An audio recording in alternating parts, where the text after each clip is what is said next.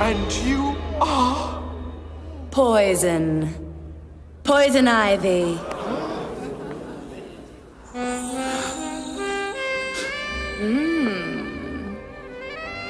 Why not send Junior home early? I've got some wild oats to sow. On the other hand, youth does have its advantages. Endurance, stamina. Forget the geriatric bat. Come, join me. My garden needs tending. I'll take it from here, pal. Não gostaria também dos brincos? Some lucky boy's about to hit the honeypot. I'll include an evening of my company for the winner. I'll bring everything you see here, plus everything you don't. Meu lance é 50 mil pela Era Venenosa! $100 mil! E o meu lance será de $500 mil!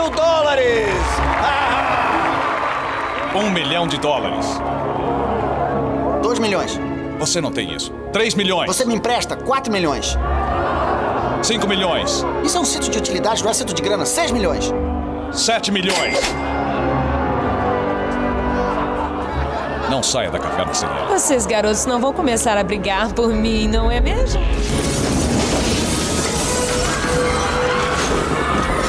All right, everyone. Chill. Olá, pessoal. Estamos de volta com a live do Claquete em Cena. Desta vez vamos lembrar de Joel Schumacher, diretor que faleceu esse ano. Vamos lembrar um pouquinho da carreira desse diretor. Quem sabe um diretor injustiçado? Quem sabe? Comigo temos aqui o Eliby e Dennis, dois profundos conhecedores das produções que o Schumacher fez com o Batman.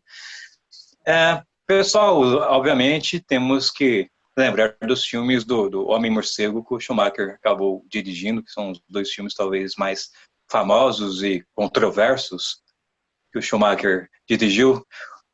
Vocês lembram desses dois filmes? Quais são as impressões gerais que vocês tiveram das duas produções que hoje são tão criticadas do Batman?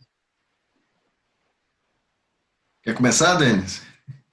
Eu acho que uma das diferenças é porque a gente tem que pensar que a gente teve a diferença, um Batman sombrio, e que foi os dois do Tim Burton, mas antes, na verdade, se pensar bem, a gente tinha o Batman coloridão, que apesar de ser da década de 70, nós assistíamos na década de 80, e foi com o Adam West e o outro que agora esqueci. Então, acho que teve essa quebra, né? Começou com o coloridão dos anos 70, 80, foi para um sombrio e voltou para o coloridão com o Joel Schumacher, né? Ele trouxe esse meio termo, né?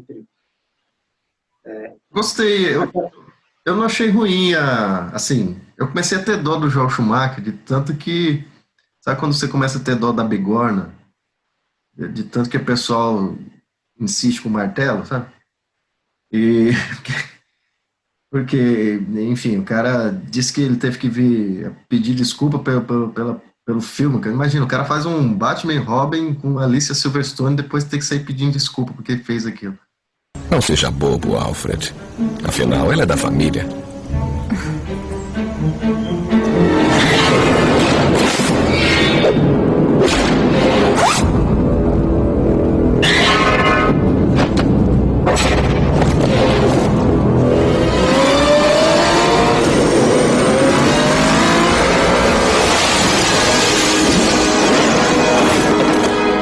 Agora você vai virar adubo.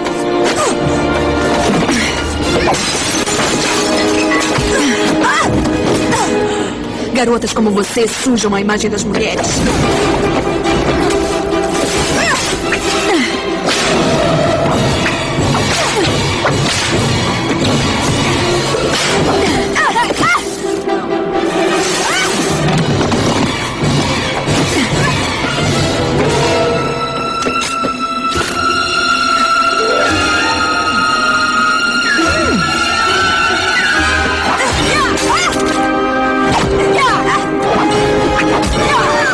acho que a grande discussão nesse caso é, né, entre aspas, a culpa do filme não é nem necessariamente do diretor. Ele apenas foi contratado para realizar a visão do estúdio. É o estúdio que pediu aqueles 2 filmes, né?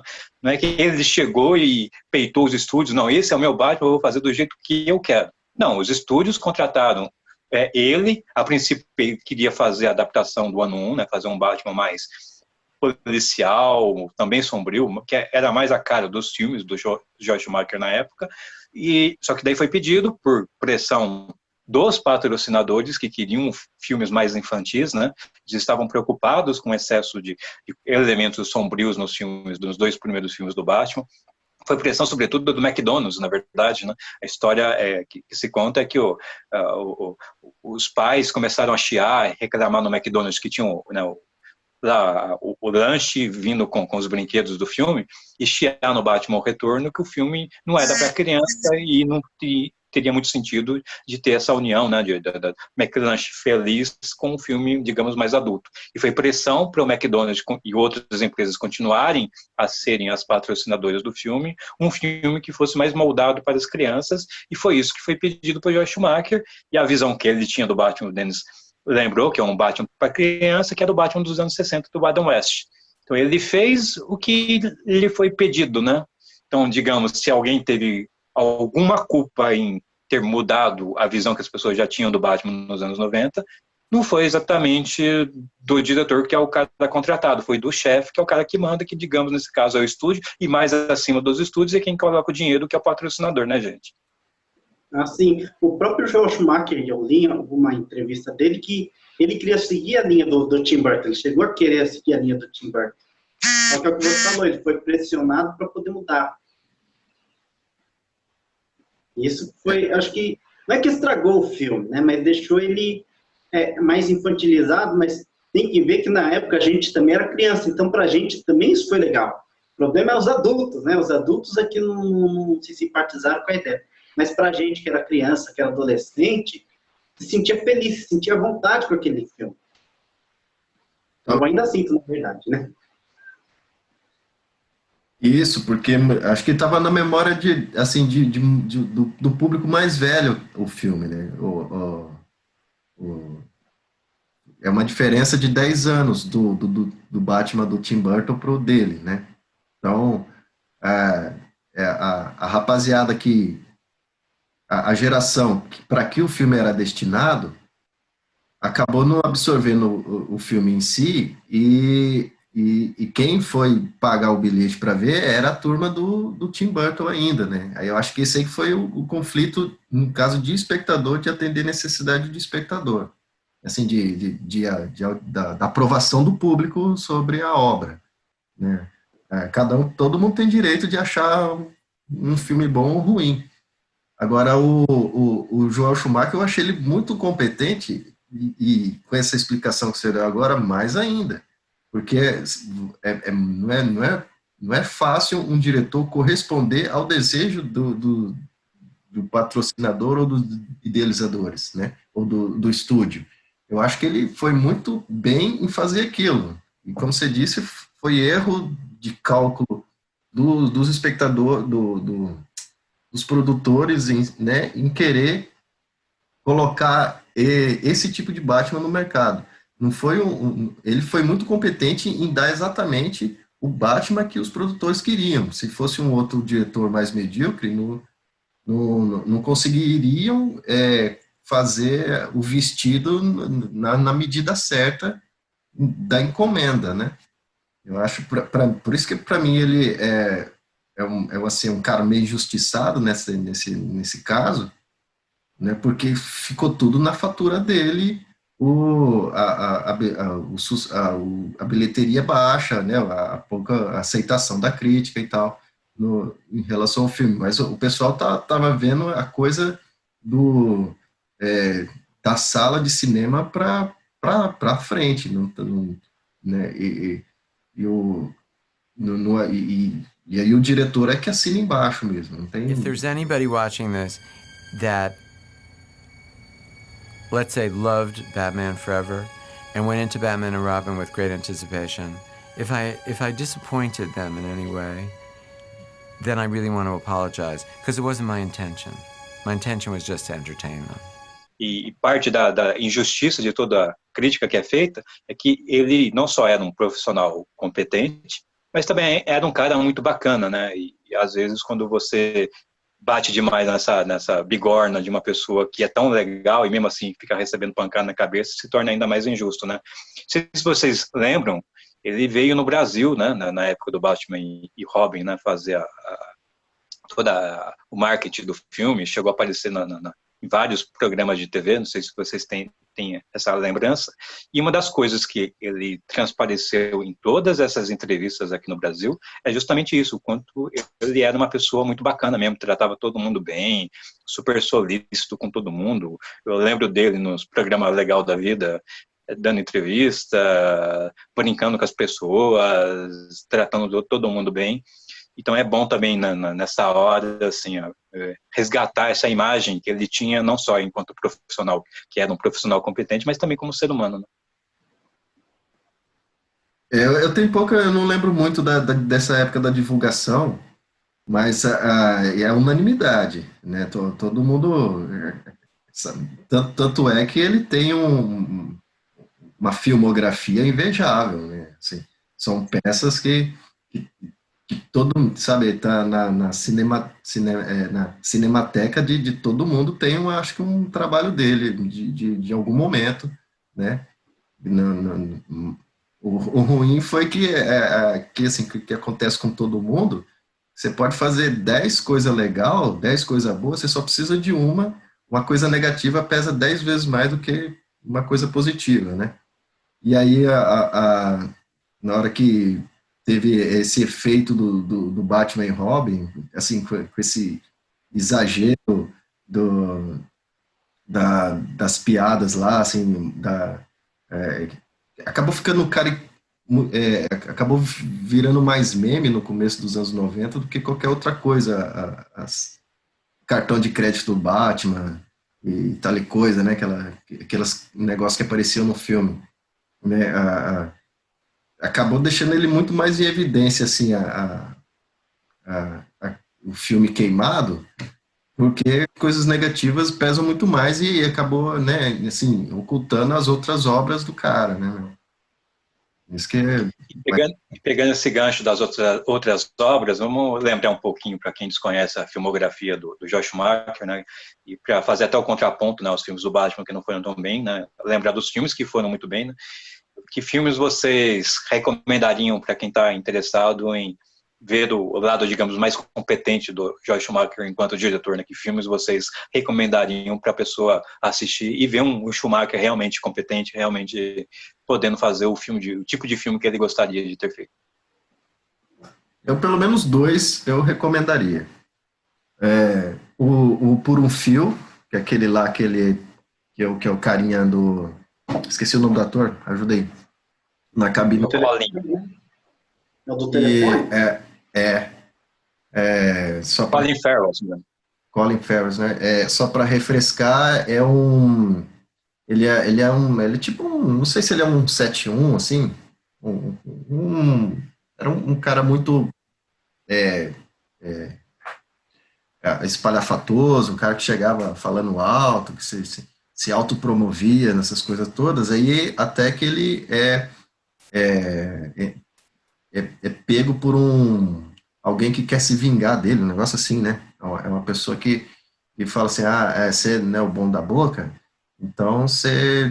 E acaba prendendo ele naquela armadilha lá com a chantagem do telefone, né? Acho que ele tá com alguém como refém dele e ele fica preso ali o tempo todo, né? É um filme muito interessante porque é um filme de um cenário só,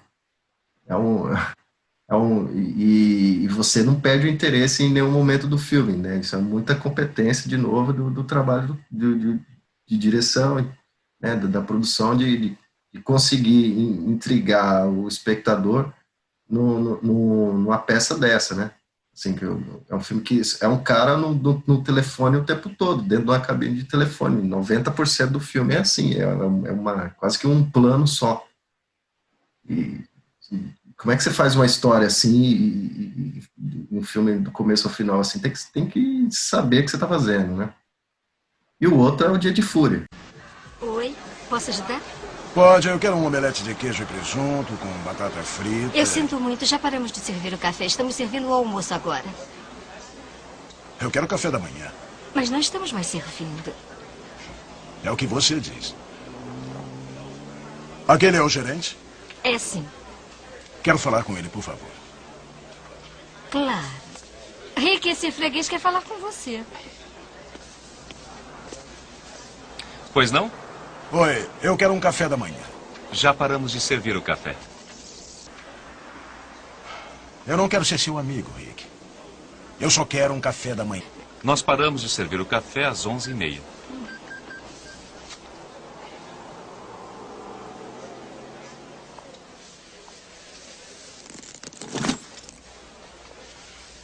Rick, você já ouviu a expressão o freguês tem sempre razão? Já. Pois é, então, aqui estou eu. O freguês. Não é a nossa política. Vai ter que pedir alguma coisa do cardápio do almoço. Eu não quero almoçar. Quero tomar café. Tem vários filmes bons também que eu gosto dele. Um é o Garotos Perdidos, né? Que é o Lost Boys, que é uma mistura de Goonies com vampiros, assim, com histórias de vampiro. Eu imagino um filme do Goonies em que a turminha do Goonies enfrenta um grupo de vampiros e tem toda uma questão assim de estarem crescendo, né? De todo esse drama. É um filme também muito competente, é um filme que revelou muita gente, né? Que tinha um elenco também jovem, né? Aliás, um dos atores fez o Goonies também. Então é um filme bem legal, bem bacana, que também é super indicado para quem quer conhecer o Joel Schumacher do período pré-Batman. O que eu acho interessante, que o pessoal às vezes esquece, é que o Joel Schumacher ele fez esses filmes antes, né, do Batman e Robin, entre o Batman Eternamente e o Batman e Robin, e depois, né, em termos de carreira, ele continuou a fazer esses filmes importantes, né? Não é que ele teve uma carreira, veio o Batman e Robin e acabou a carreira, né? Não só a carreira prévia já estava bem estabelecida, ele fez filmes entre esses dois filmes, né? Ele filmou algo entre esses dois, né? Que o tempo de violência dele, que ele filma entre os dois, e é um filme de racismo. Acho que o Samuel Jackson chega até a ser indicado a um prêmio por ator coadjuvante nesse filme. Então, você vê a mudança, né? Ele faz o Batman Eternamente, depois vai fazer um filme super sério de racismo nos Estados Unidos, e depois seguiu a fazer essas produções, inclusive voltando a trabalhar com alguns atores que tinham trabalhado com ele nas produções do Batman. Ele vai trabalhar com o Tommy Lee Jones, né, que fez o Duas Caras, aí vai fazer O Cliente, que é um filme também bem bacana. Depois, mais pra frente ainda, ele volta a trabalhar com o Jim Carrey, já na fase que o Jim Carrey fazia os filmes sérios, né, que é o número 23, é um filme também bem legalzinho. Então ele ainda continua a render bastante, apesar das críticas, né, isso também fala muito dele, né, ele não deixou, ao menos da parte dele, a peteca cair, né. De repente a peteca caiu por parte dos estúdios, que de repente ficou meio que receoso a dar muito espaço para ele fazer alguns filmes, mas ele continuou fazendo o serviço dele, né. Sem sombra de dúvida, esse do Colin Farrell lá, que eu falei por um fio, ele é pós Batman e Robin, ele é de 2002, tô vendo aqui. E o Batman e Robin é 97, né? Vou fazer uma pergunta mais incômoda para vocês. Vocês acham que a carreira do Schumacher teria acabado se os filmes do Batman tivessem saído hoje com a internet, né? Que obviamente ele foi poupado das críticas da internet, né? Ele não teve o Facebook, o Twitter, o Instagram dele invadido com críticas e tudo mais, né? Ele foi uma época, digamos, já tinha internet, mas era uma internet ainda bem no início, né? Então não havia essa movimentação que a gente vê hoje, que é essa cultura até de cancelamento, né? As pessoas se mobilizam para deixar de seguir alguém, ou de exigir que a pessoa não seja mais contratada. Acaba com a reputação mesmo do cara, né? Não é acaba com a reputação do cara, né? Ele sobreviveu porque também ele viveu numa época, digamos, pré-internet, ao menos a internet como a gente conhece, e hoje ele não teria essa sorte, se a Muvu tivesse acontecido hoje, ele teria realmente encerrado a carreira? Eu acho que sim, acho que pode ser que sim, ao mesmo tempo também que ia ter muita gente para defender o caso dele, como acontece, né, nas redes é uma briga boa sempre, né, Assim, tem quando é um caso de exposição, para você reverter, você não reverte mais. Agora, quando a questão às vezes fica mais na opinião mesmo, assim, aí qual grupo que tem mais garrafa para vender, né? Vamos dizer que, sei lá, é diferente um cara começar a ser acusado de assédio no estúdio pelas atrizes, e você ficar falando que o cara, né, tipo, é ruim, que você não gostou do filme, né? E que a internet está ali para tudo isso, né? Embarca tudo isso aí. E não seria o caso, acho que, do Joel Schumacher na hora, né? Mas não duvido também que alguém que possa ter se sentido doído demais, assim, com a franquia do Batman, ter sacaneado o Batman, começar a achar pelo em ovo na vida do cara lá e expor o cara para justamente justificar o ódio, né? Do que aconteceu de não ter sido, o filme não ter agradado. Corria muito mais risco agora, sem dúvida. Você concorda, Denis? Já, até concordo. Acho que a internet, ela é o anjo e o diabo, né? Ao mesmo tempo. Ela é o anjo e o diabo. Ela ajuda, ela atrapalha. Então, talvez até esses filmes que as pessoas hoje condenam, muita gente pode, sei lá, mais para frente gostar. Já aconteceu isso, eu não lembro exatamente com qual filme agora, mas foi mais ou menos na década de 90 também, mas na mesma época do Batman. Um filme que era hiper criticado, o pessoal dizia que não gostava, dizia que não gostava, e hoje o pessoal gosta, quer dizer, então tem o tempo, né, também. Então, hoje as pessoas podem criticar, mas sei lá, daqui a uns 2, 3 anos, ou até menos, né, dizer que era bom, que realmente a culpa não foi dele, começar a encarar as coisas com a mente mais aberta. Eu acho que esse é o grande problema, por enquanto. As pessoas estão encarando as coisas com a mente muito fechada. Estão analisando a obra pelo autor e não pelos envolvidos. Né? Infelizmente, isso acontece muito. Espero que não aconteça mais, né? E com tantos filmes do Batman, a gente tem que lembrar que existem 2 elementos nos filmes do Schumacher que só existem nos filmes do Schumacher, a gente nunca viu em nenhum outro filme do Batman, né? Que é o Robin, ou menos Robin mesmo, e a Batgirl, né? O que vocês acham desses 2 personagens, da representação que foi feita desses 2 personagens? Vocês gostam do Robin, do Joel Schumacher? Vocês gostam da Batgirl? O Wesley citou aí a Alicia Silverstone, eu acho que você gosta ao menos da Alicia, né? Então, eu acho que o Robin foi muito menosprezado antes desse filme, né? Você pode ver tanto na série antiga, o Robin sempre ficava de esquerda, de escanteio. Aí acho que com o Joel Schumacher resolveu dar um pouquinho mais de valorização no Robin, né?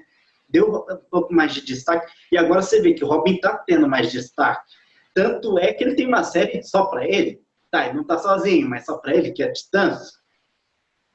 Então, ele recebeu mais destaque. Eu acho que podemos dizer que ele recebeu mais destaque com o Joel Schumacher. A mesma coisa aconteceu com a Batgirl, que até então não se falava em Batgirl. Depois que o Joel Schumacher fez esses 2 filmes e introduziu a Batgirl, você pode ver que desenho introduziu a Batgirl. Ela agora tem uma série dela na HBO, mas tem. Aliás, é uma coisa que eu queria ver, porque eles fizeram em cima disso, né, dentro o Terra nas Crises Infinitas, eles dividiram nas séries, cara. Eu queria ver a parte dela no filme. Na verdade, a série é da Batwoman, né, que é um personagem um pouquinho diferente da Batgirl, né? Existem, vou voltar no tempo, uma história grande, mas a Batgirl e a Batwoman foram criados para cada uma ser a parceira, digamos, feminina dos 2 heróis, né? A Batwoman ser a parceira do Batman e a Batgirl ser a parceira do Robin, para, inclusive, despistar toda a cultura que se criou nos anos 50 de que o Batman e o Robin teriam uma relação homossexual, isso seria um absurdo e tudo mais. Então a DC na época enfatizou as duas personagens femininas para serem as parceiras aí, futuras interesses românticos desses personagens. Mas faltou o Wesley comentar aí se você gosta do Robin e da Batgirl. Gosto sim. Acho que eles são o molho desses filmes dele. Porque o Batman é o mais sem graça no filme do Batman. É o George Clooney, né? O cara é como diz o Zé Simão, um picolé de chuchu, né? Tem sabor de nada. Quem dá o charme do filme é a Batgirl, ora, bolas. E o Robin é uma novidade, né? Porque ele tem um protagonismo ali, ele atua muito. Eu lembro que dá um spoiler do filme aí para todo mundo que já viu. Ele é o que tem a ideia de colocar o negócio no lábio para não ser envenenado no beijo da Era Venenosa. A Era Venenosa, né? Da Kill Bill lá, né? Uhum. Ele é um filme. Eu acho que o Joel Schumacher ele foi o primeiro assim, a fazer um esquenta do Liga da Justiça ali, sem os outros personagens, porque ele colocou vários heróis no mesmo filme e deu para dar um tempero assim, um filme com o título do Batman, mas sem um Batman tão ocupando tanto espaço, foi bem repartido com as outras. Até os dois, né? Porque você vê que não foi um vilão só, não foram 3. Você vê. E fazer a piada com o Super-Homem, né? Que nos dois filmes tem citações a Metrópolis e tem piada com o Super-Homem. Olha, ele vira pro Robin Dias, né? Por isso que o Super-Homem trabalha sozinho, né?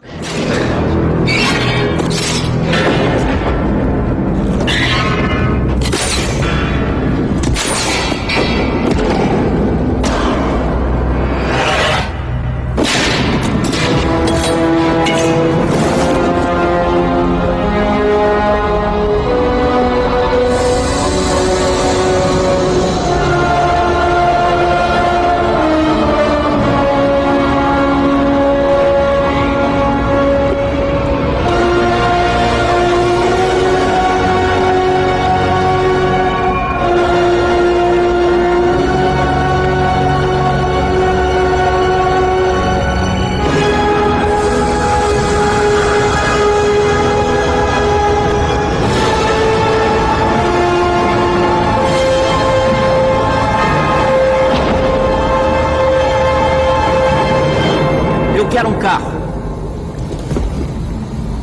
As gatas gostam. É por isso que o Super-Homem trabalha sozinho.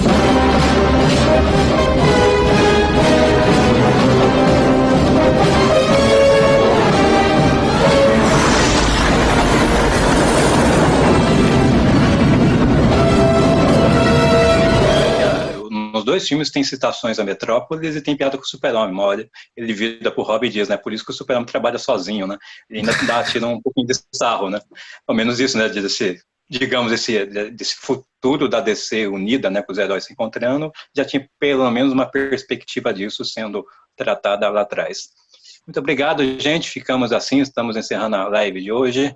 Muito obrigado, Denis. Obrigado, Welby. E obrigado, Joel Schumacher, né? Pelos filmes bons que deixou e que as pessoas possam aí, a partir da live, resgatar um pouquinho das produções dele, que são muito boas e que estão um pouquinho esquecidas. Até a próxima, pessoal. Vida longa aí. E dá uma chance para os estragados, né? Coitado também, né? Merece uma segunda chance.